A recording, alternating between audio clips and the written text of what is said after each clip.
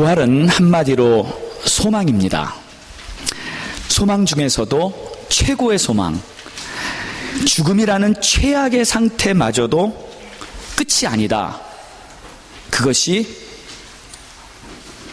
나의 삶을 마감하는 그러한 끝이 아니다. 다시 새 생명이 시작될 것이다. 그것이 바로 부활의 메시지입니다.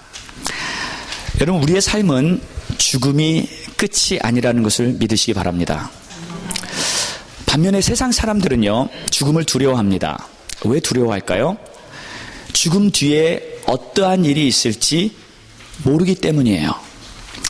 여러분, 마치요, 이 캄캄한 어떠한 동굴에 내가 지금 들어간다고 한번 생각을 해보십시오. 그 동굴은 완전히 흑암이에요. 한 치 앞을 볼 수 없는 그러한 상태입니다. 거기 내가 한 걸음, 두 걸음 그곳을 향해 걸어 들어갈 때 실은 그 상황에서는 두려움밖에, 떨리고 겁나는 그런 마음밖에 없습니다. 과연 이 안에 무엇이 있을까? 더 들어가면 어떠한 것이 나를 기다리고 있을까? 아무것도 보이지 않기 때문에 두려움 그 자체입니다. 죽음이 마치 이런 것과 같아요. 그런데 우리 성도의 삶은 그것과 정반대입니다. 우리는 빛의 자녀이기 때문에, 하나님의 광명의 빛이 우리와 함께 있기 때문에 우리는 죽음 후에도 하나님의 그 광명의 빛 안에서 우리의 생명의 길은 열려 있다는 것을 믿으시기 바랍니다. 그리고 죽음 뒤에 부활이 있을 것이다. 그래서 죽음이 두렵지 않은 거예요. 오늘 부활절을 맞이하는 이 귀한 시간에 우리 모두에게 부활의 소망이 넘치기를 예수 이름으로 축원합니다. 베다니 마리아의 집에 지금 큰 일이 생겼어요. 나사로가 병에 걸렸는데 결국 죽고 맙니다. 그 집안의 남자라고는 오직 나사로밖에 없었는데 그가 죽어버리면 그 집안의 이제 모든 미래는 끝난 거예요. 아무 소망이 없는 것입니다. 쉽게 말하면 폭삭 망한 거예요. 모든 소망을 다 잃어버리고 이제는 절망의 상태입니다. 그런데 그때 우리 예수님이 그 집에 찾아오시죠. 그리고 예수님이 오신 후부터 그 집에는 새로운 소망이 생깁니다. 결국 예수님은 죽었던 나사로를 살려내십니다. 모든 소망을 다 잃어버리고 완전 절망에 빠진 그 상태, 그것이 결국 끝이 아니었습니다. 여러분 기억하십시오. 우리 성도의 삶에는 절망이란 없습니다. 아멘. 다 같이 한번 따라해 보실까요? 내 사전엔 절망이란 없다. 믿습니까? 네. 그런 것이에요. 우리의 삶 속에는요, 지금 힘들고 어렵고 절망적인 상황이 닥쳐온다 할지라도 그것이 끝이 아니에요. 그것이 절망으로 끝나는 것이 아니라 하나님이 역사하셔서 새로운 길이 열리는 줄 믿으시기 바랍니다. 자, 그럼 보세요. 오늘 말씀을 보면은 실제적으로 절망의 한복판에서 하나님의 역사가 다시 시작된다는 것을 말하고 있어요. 자, 지금 그 집안에는요, 나사로의 집안에는 모든 것이 다 끝났다고 생각했어요. 이제는 더 이상 소망이 없다고 생각했어요. 그런데 그것이 끝이 아니라 하나님의 역사가 다시 시작한다는 것입니다. 여러분 혹시 우리도요, 그런 상태에 처할 때가 있는 것 같아요. 여러분 애굽에 있던 이스라엘 백성들이 노예 생활을 할 때 기억나시죠? 정말 매일 받는 그 스트레스와 억압. 나는 자유가 없어. 나는 이 나라에서 하라는 대로 다 해야 돼. 기쁨도 없고요, 아무 소망이 없어요. 어떻게 하면 거기서 빠져나가고 싶은 그 한 가지 마음밖에 없습니다. 그러나 그러한 상황에서도 하나님은 새로운 일을 하시는 줄 믿으시기 바랍니다. 또 우리가요, 홍해 앞에 섰을 때처럼 앞이 막히고요, 뒤가 막히고요, 진퇴양난, 이러지도 못하고 저러지도 못하는 상황에 처할 때가 또 있습니다. 아, 진짜 어떻게 하지? 어디로 가지? 나는 지금 도대체 뭘 해야 되지? 다 막혔어요. 정말 답답해요. 그러나 그러한 상황에도 우리의 기도가 열려 있다면 하나님은 홍해라 할지라도 그 홍해 속에 길을 내신다는 것을 성경은 말하고 있습니다. 아멘. 길이 없는 게 아니에요. 하나님이 그 길을 여는 열쇠를 가지고 있습니다. 또 때로는 우리가 갈멜산에 올라가 있는 엘리와 같은 때가 있을 수가 있어요. 850명의 이방신을 섬기는 수많은 사람들이 내 주위에 쫙 깔려 있어요. 나는 혼자예요. 그 산에서 나는 그들과 대항을 해야 돼요. 그들과 싸워야 합니다. 그런데 혼자 외롭고 아무 힘이 없는 것 같고 나는 정말 아무것도 할 수 없는 것 같지만 하나님께서 나와 함께 하시면 850명이 나를 둘러싸고 있다 할지라도 결국 나는 승리하게 된다는 것을 성경은 말하고 있습니다. 이것이 하나님의 자녀들의 삶이에요. 여러분, 정말 우리가 믿음을 가졌다는 것은요, 이것은 대단한 거예요. 이것은 그냥 보통 일이 아닙니다.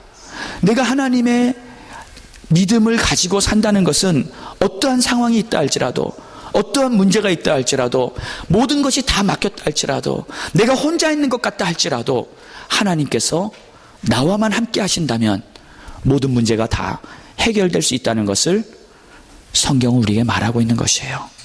중요한 것은 내가 하나님과 함께 하는가, 하나님이 나를 위하고 있는가, 그것을 분명히 아는 것입니다. 하나님이 우리와 함께 하시는 걸 믿으시기 바랍니다. 이번에 우크라이나 선교를 가서 노방전도를 할 기회가 있었습니다. 키예프 고속 터미널에 가서 우리가 사람이 많이 모이는 그 중앙에 들어가서 이렇게 노방전도를 했어요. 근데 그 전날 밤을 꼴딱 새가지고 어떻게 기도하다 보니까 그냥 철야를 하게 됐어요.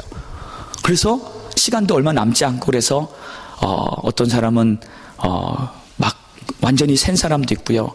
한 30분 잠깐 눈 붙이고 1시간 눈 붙이고 이러면서 또 새벽 예배 일정을 하고 그냥 그러다가 어떻게 오전에 바로 노방전도를 나가는데 뭐 다들 그냥 정신이 없어요. 눈을 떴는지 감았는지 휘청휘청 하면서 그냥 갔습니다. 갔는데 막 그 전에 눈이 엄청 왔었거든요. 그래서 온 길이 완전히 눈으로 다 쌓여 있어요. 마치 시장과 같았어요. 고속터미널 중앙에 딱 들어갔는데 찬양을 하기 시작했습니다. 율동을 하기 시작했습니다. 또 저와 선교사님은 거기 눈이 이렇게 허리 정도 높이로 이렇게 쌓여가지고 이렇게 꼭 무대처럼, 눈이지만 우리 눈에 보이기엔 무대였어요. 그 위에 올라가가지고 막 복음을 전하기 시작했어요. 그런데 처음에는요, 사람들의 모습이 너무 차가워 보였어요. 그리고 마치 돌에다가 소리치는 것처럼 신기하니까, 이상하니까, 외국인들이 와서 그러고 있으니까 이상하게 쳐다보거나 흥미롭게 쳐다보고 처음에 복음은 잘 들어가지 않더라고요. 그런데 갑자기 어떤 일이 생겼어요. 어떤 사람이 나타나더니 우리를 막 막는 거예요. 더 이상 못하게 하는 거예요. 근데 알고 봤더니 이 술이 잔뜩 취한 모슬렘이었어요. 우리의 완전히 적이잖아요. 크리스찬만 보면 강력 모슬렘들은 아예 테러를 하려고 하는 자들이잖아요. 긴장이 됐습니다. 과연 우리가 계속 해야 될 것인지 말아야 될 것인지. 근데 그냥 했어요. 해야 되잖아요. 근데 어떤 일이 생겼냐면 거기 시민 중에, 현지인 중에, 우리는 가만히 있었어요. 우리 그냥 복음만 전했는데 현지인 중에 그 사람을 말리는 사람이 나타나는 거예요. 그것도 어느 할아버지가, 어느 할머니가 너 좀 조용히 해라. 너 좀 조용히 해. 이 사람들 지금 좋은 말 하고 있는데 너 왜 수선을 피우냐 하면서 그 모슬렘 청년을 오히려 말리고요. 우리 찬양팀은, 우리 선교팀은 막 그 상황이 너무 긴장되니까 더 막 열심히 기도를 하고요. 막 눈물을 흘리면서 기도를 하고요. 저와 선교사님은 계속 복음을 그냥 전하고요. 근데 그 순간부터 갑자기 이 브레이크스루가 일어나는데요. 오히려 그걸 통해서 전화위복이 되더라고요. 거기 있는 사람들이 도리어 다 우리 편이 돼가지고요. 그 다음부터 막 복음을 더 듣기 시작하고요. 나중에는 눈물을 흘리는 사람도 나오고 어떤 청년은 예수님을 영접하고 하나님께서 하늘문을 여시고 그 상황을 오히려 완전히 바꿔주신 것이었습니다. 할렐루야. 하나님은요, 하나님의 백성들과 함께 하시고 어떤 어려움과 문제가 생긴다 할지라도 결코 그냥 놔두시지 않습니다. 하나님은 역사하십니다. 하나님은 살아계십니다. 여러분, 하나님께서 하시는 모든 일들은 오히려 힘들고 어렵고 절박한 상황에서 그 순간을 바꿔버리세요. 슬픔을 기쁨으로 바꾸시고요, 절망을 소망으로 바꾸시고요. 여러분, 하나님은 역전의 명수라는 걸 믿으시기 바랍니다. 너무 멋있어요, 우리 하나님이 하시는 일은. 부활이 그거 아닌가요? 부활이 죽었는데 지금 다 끝났는데 슬픈데 절망인데 그게 아니라는 거예요. 그게 아니라 소망이다, 생명이다, 그리고 더 좋은 것이 시작된다. 진 것 같은데 이긴 것, 다 망한 것 같은데 오히려 성공한 것, 이것이 부활입니다. 이것이 복음입니다. 여러분, 예수님이 십자가에 달려 죽을 때 이 사탄 마귀는 가룟 유다에게 예수를 팔 생각을 넣어줬고요, 이 사탄 마귀는 그 바리새인과 유대인들과 제사장들에게 예수를 죽이라고 고함치게 했고요, 결국 예수님은 십자가에 달려 돌아가셨습니다. 사탄은 이긴 것 같았어요. 사탄은 예수님을 승리한 것 같았어요. 그러나 그것은 정반대였습니다. 완전히 반대였어요. 예수님은 십자가에 돌아가셨지만 사망 권세가 그를 묶고 있을 수 없었고요, 예수님은 3일 만에 부활하셔서 사망 권세를 깨트리시고 마귀의 권세를 깨트리시고 우리에게 새 생명을 주신 줄로 믿습니다. 이것이 하나님이 하시는 역전의 일이에요.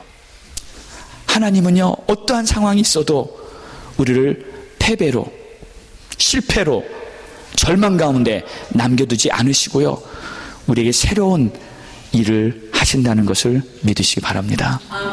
그래서 오늘 이 부활의 소식도요, 우리에게 기쁜 소식이에요. 여러분, 어떠한 문제와 절망이 있다 할지라도 그것이 하나님의 손에만 쥐어진다면, 하나님께만 역사하신다면 하나님은 그것을 완전히 바꾸실 것입니다. 그래서 절망적인 상황이 오히려 기적을 경험하는 기회가 됩니다. 기적을 경험하는 기회예요. 자, 나사로의 죽음을 보십시오. 마리아의 집에 완전히 절망이었어요. 그들은 모든 게 끝났다고 생각했습니다. 예수님이 찾아오셨지만 오시면 뭐합니까? 오시면 뭐해요? 이제 나사로가 다 죽어버렸는데, 이미 죽어버렸는데. 그래서 21절을 보면 이런 말이 있어요. 주께서 여기 계셨더라면 내 오라비가 죽지 아니하였겠나이다. 이건 무슨 말이에요? 아니, 주님이 계셨다면 그래도 소망이 있었을 텐데 주님이 안 계셔서 이제 죽어버렸기 때문에 이제 다 끝났습니다. 이제 끝이에요. 주님 오신 건 감사하지만 이제 끝났어요. 죽었어요.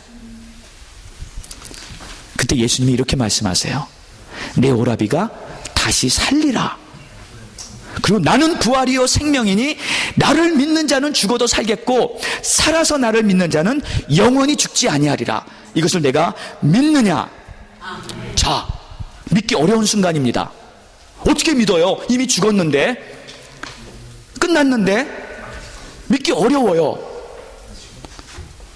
근데 예수님이 분명히 다시 살아나리라. 근데 마리아는 그 순간에까지 이 말을 이렇게 이해했어요. 24절에 보니까 네, 마지막 날 부활 때에는 다시 살아날 줄을 내가 아나이다. 마리아는요, 지금 예수님이 살릴 거라는 것은 솔직히 못 믿었어요. 그 순간에 못 믿었어요.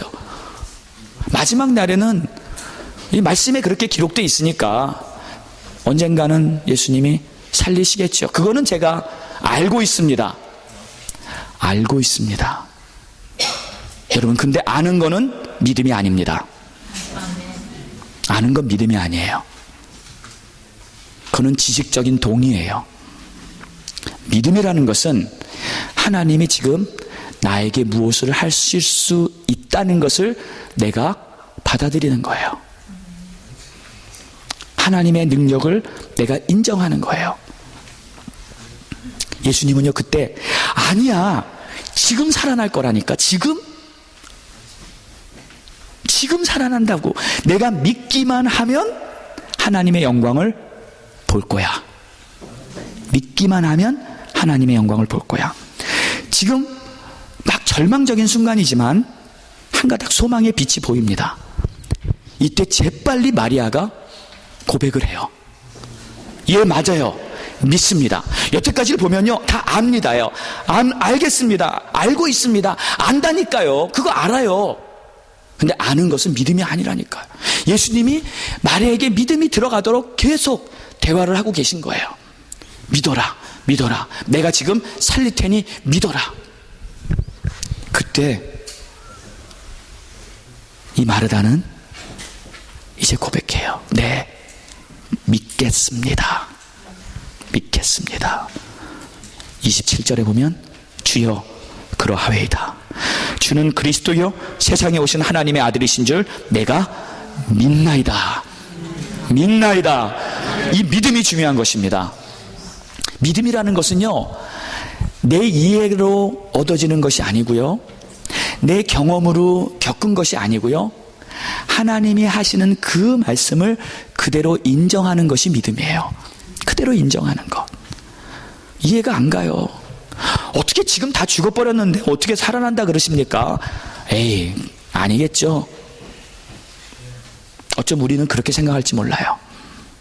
우리도 똑같이 알고는 있는데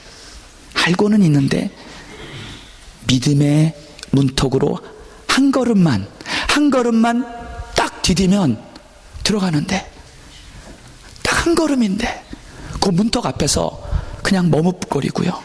알고 있어요. 오늘 발걸음이 문턱 뒤로 넘어가기를 예수 이름으로 축원합니다. 축원합니다. 결국 보면요, 믿는 것과 안 믿는 것은 종이 한 장 차이더라고요. 뭐 대단한 게 아니에요. 어차피 믿음은 내가 만드는 게 아니라 하나님이 하신 거를 내가 인정하는 거기 때문에, 여러분 그렇습니다. 어떤 사람이 믿음이 대단한 것 같아요. 우리 알잖아요. 성경에 보면 다니엘 그 세 친구들 풀무불에 들락달락거리고 막 사자굴에 들락달락거리고 하여튼 별 엄청난 일들을 하는 것 같잖아요. 근데요, 그거 다 똑같아요. 저나 여러분이나 그 사람 똑같아요. 종이 한 장 차이입니다. 하나님의 능력을 내가 믿어 드릴 것인가, 아니면 내가 그냥 알고 있을 것인가. 큰 차이 없습니다. 오늘 내가 발걸음을 움직여서 하나님의 능력을 내가 믿습니다. 하나님은 하실 줄 믿습니다. 하나님은 어떤 것이라도 하실 줄 믿습니다 하면서 그분을 인정해드리면, 그때부터 우리 안에 믿음이 불같이 타오를 줄 믿습니다. 아멘.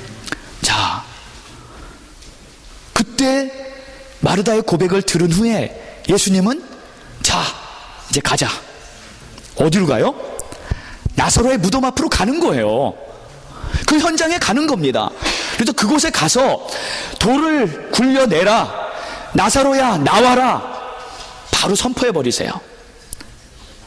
믿음이 적용되는 그 순간에 예수 그리스도께서는 바로 액션을 취하시고요, 바로 선포하시고요, 그 말을 듣자마자 나사로는 그 무덤 속에서 준비도 못했어요.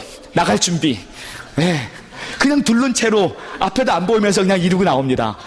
할렐루야. 이게 하나님의 역사예요. 이게 하나님의 역사예요. 하나님의 말씀이 선포되는 그 순간에 모든 피조물들은 그 하나님의 말씀 앞에 순종하게 돼 있습니다. 순종하게 돼 있어요. 얼마나 멋진 일들이 그곳에서 일어나는지 모릅니다.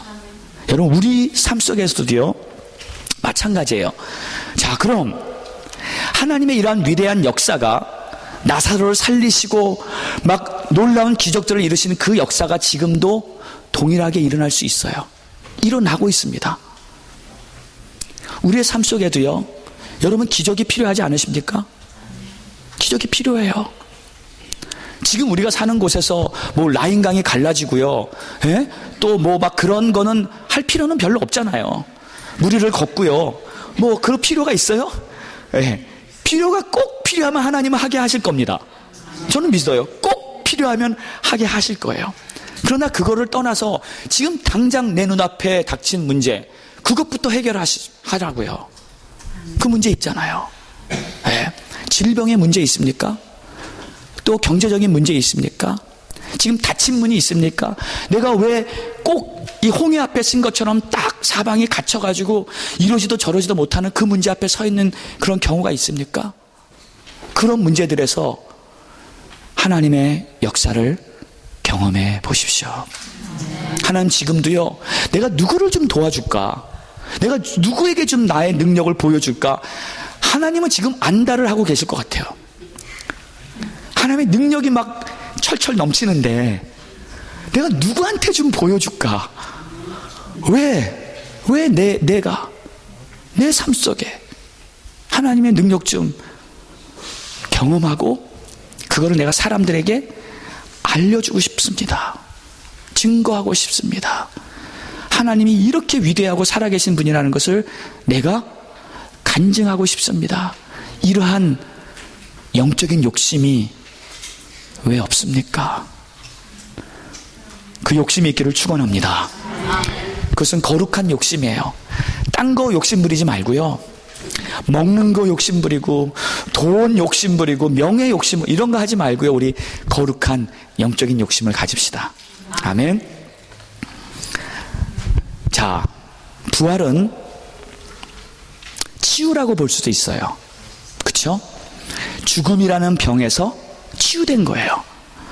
그렇다면 내가 갖고 있는 다른 여러 가지 질병도 우리 하나님이 역사하시면 치유될 수 있습니다. 치유됩니다. 치유 안 된 질병이 없습니다. 그거 우리가 믿자고요. 그리고 문제가 생겨도 마찬가지예요.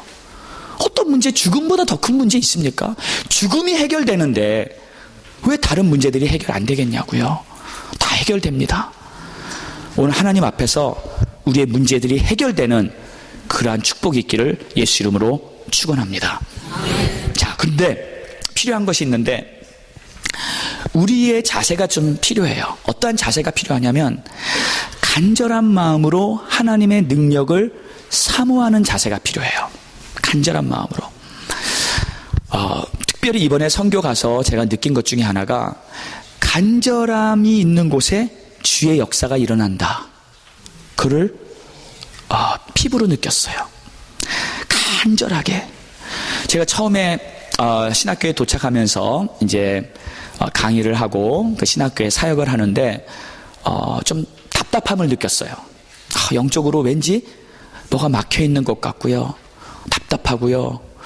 좀 시원하지가 않아요. 강의를 하는데도 좀 신학생들도 좀 많이 지쳐 있더라고요.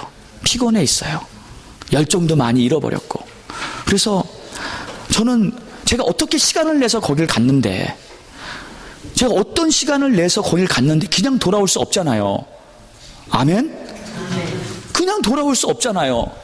그 많은 종들을 내가 만나고 있는데 이 종들 중에서 이 신학생들 중에서 정말 사도 바울 같은 자들이 나오고 정말 다윗 같은 자들이 나오고 엄청난 하나님의 종들이 나올 텐데 이들에게 내가 뭔가 더 줘야 될 거 아니에요.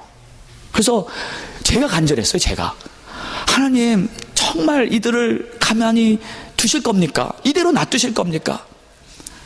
제가 한 이틀 지나고 목이 다 쉬어버렸어요. 간절하게 기도를 하는데 너무 답답한 거예요. 신학교가. 그래서 계속 강의하고 기도하고 뭐 아침부터 저녁까지 이제 계속 집회는 이루어지고 그러는데 결국 신학생들도요 이 간절함을 다 잃어버렸어요. 열정을 다 잃어버렸어요. 한 3일쯤 지난 후에 정말 우리가 막 뜨겁게 기도를 하는데 갑자기 제 느낌에 하늘이 그냥 뻥 뚫린 것 같더라고요. 할렐루야. 하늘이 뻥 뚫린 것 같아요. 그 다음부터 막 폭포수 같은 은혜가 막 부어지는데 그냥 어마어마한 역사가 그 순간에 일어나고요. 다들 열정을 회복하고 나중에 간증들을 하는데 얼마나 이렇게 하나님께서 잃어버렸던 비전, 열정 이런 것들을 회복시켜 주셔서 감사한지 모른다고 하나님의 역사를 그렇게 우리가 경험했습니다. 여러분, 간절함이 있는 곳에는 반드시 하나님의 역사가 나타나게 됩니다. 자, 우리에게 필요한 것은 이 간절함이에요. 하나님 도와주세요. 근데 이 간절함은 기도를 통해서 나타납니다. 간절한데 기도하지 않는다. 이 간절함이 없는 거예요. 없습니다. 간절하면 반드시 기도하게 돼요. 여러분, 배고프면 반드시 먹습니다. 그렇죠? 배고픈데 안 먹는 사람은 저는 못 봤어요. 배고프면 어떻게든 찾아 먹어요. 내가 하나님 앞에 간절한데 기도를 안 하겠습니까? 네. 하나님 좀 도와주세요. 이 강단에 와서 이 십자가 밑에서 막 부르짖고 기도를 할 수밖에 없죠. 그러면 반드시 하나님의 응답과 하나님의 역사가 나타납니다. 저희 오기 마지막 전날 밤에도요, 보면은 저희들이 이제 계속 거기 행사 스케줄 다 한 다음에도 저희는 또 끝나고 또 모여가지고 우리 선교팀은 또 그냥 제가 가만 안 놔뒀어요. 그냥 또 모여가지고 기도하고 하여튼 그냥 다 뿌리를 뽑으려고 작정을 하고 그냥 우리 선교팀 그냥 하는데 마지막 날 밤에 거의 다 은혜를 많이 받았어요.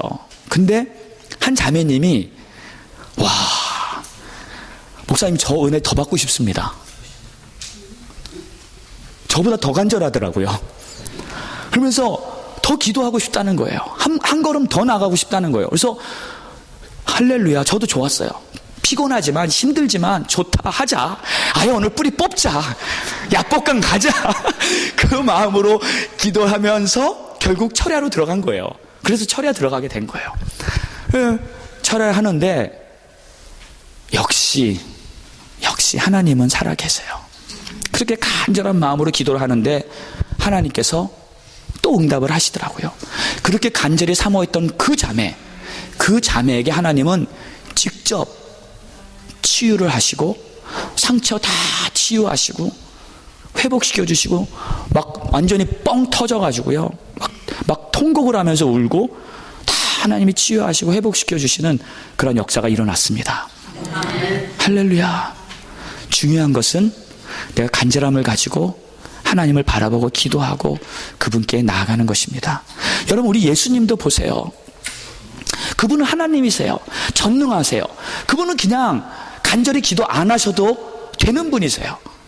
이미 그분 자체가 하나님이시고 그분 자체가 모든 것을 완성시킬 수 있는 능력을 가지고 계시고, 그러나 그분이 십자가에 가기 바로 전에는 얼마나 간절히 기도하셨습니까? 겟세마네 동산에서 정말 이 눈물이 피가 나오는 그러한 형상이 되기까지 간절하게 기도하시면서 우리를 구원하시기 위해서, 또 마지막 사명까지 다 감당하시기 위해서 그 힘든 고난의 잔을, 그 죄의 잔을 다 감당하실 수 있는 그것을 위해서 우리 주님이 기도하시지 않았어요. 그 간절한 기도 뒤에 하나님의 진정한 역사가 크게 일어났던 것입니다. 그리고 보면은 에스겔서 37장에도 보면은 여러분 부활의 환상이 있어요. 그때 골짜기에 이 마른 뼈들이 쫙 있었는데 그 뼈들이 다시 살아나잖아요. 다시 살아나는데 여러분 이미 죽은 지 오래된 상태예요. 마른 뼈라는 것은요, 이미 죽은 지 한참 몇 년이 지난 그러한 상태입니다. 그런데 그 상태에서 갑자기 살이 붙기 시작하고요, 근육이 붙기 시작하고요, 나중엔 이 껍질까지 다 생기더니 일어나는 거예요. 살아나는 거예요. 그러고 나서는 하나님의 군대가 돼버려요. 마른 뼈다구가 군대로 바뀌는 것입니다. 이것이 하나님의 역사예요. 여러분, 하나님은 못하실 것이 없어요. 그분의 손에만 잡히면은 안 될 일이 없는 것입니다. 그래서 내가 만약에 지금 모든 것이, 내 상황이 답답하고 소망 없는 그 마른 뼈와 같은 그러한 모습으로 보인다 할지라도 주님을 바라보면, 주님이 한 말씀만 하시면 모든 것은 다 회복될 줄 믿습니다. 그런데 그러한 부활의 역사가 일어나려면 기도가 필요하다니까요. 그래서 이 에스겔서 36장에 보면 바로 그 전장에 이런 말씀이 있어요. 주 여호와께서 이같이 말씀하셨느니라. 그래도 이스라엘 족속이 이같이 자기에게 이루어 주시기를 내게 구하여야 할지니라. 무슨 말이에요? 나는 이러한 부활의 역사를 이룬다. 나는 전능하신 하나님이다. 내가 다 이룰 수 있다. 나는 너희를 사랑한다. 너희를 위한다. 그러나 그냥 내가 할 수 있다고 하나님이 하실 거라고 막연하게 기대만 하지 말라. 무릎 꿇고 간절하게 나에게 부르짖고 기도해라. 나에게 나와라. 나를 찾으라. 그랬을 때 이 부활의 놀라운 역사가 일어나는 이러한 기적이 너의 삶 속에서도 일어날 것이다. 이것이 하나님의 말씀입니다. 우리에게 필요한 것은 간절함입니다. 열정입니다.